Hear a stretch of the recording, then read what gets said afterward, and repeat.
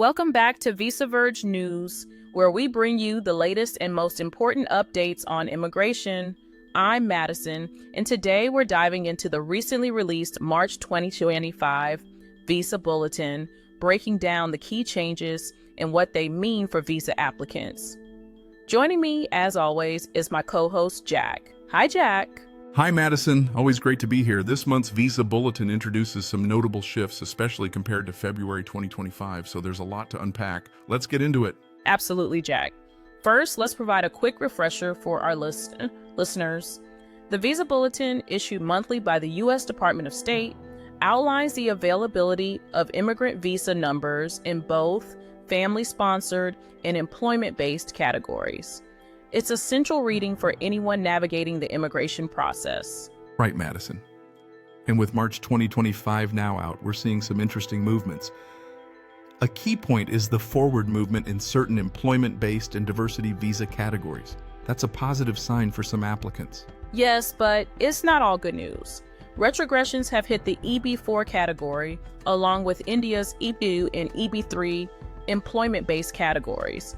Retrogressions, for those unfamiliar, mean the priority date moves backward, delaying when applicants can move forward with their cases. Exactly, and those retrogressions reflect ongoing fluctuations in demand and visa availability.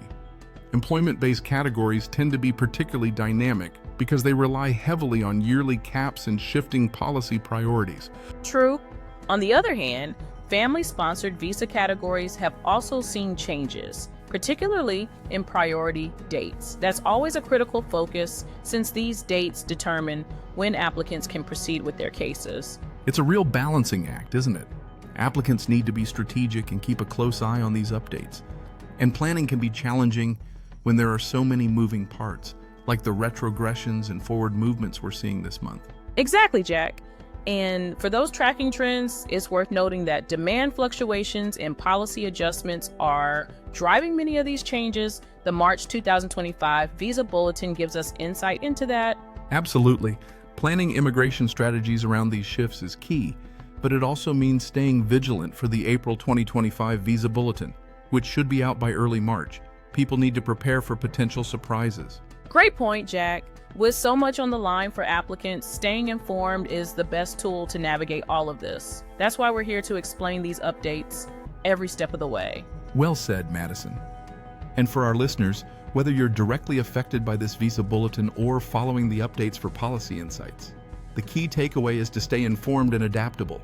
That sums it up perfectly, Jack. Thanks for joining me on today's discussion, and thank you to our listeners for tuning in. For more immigration updates, visit us at visaverge.com. See you next time.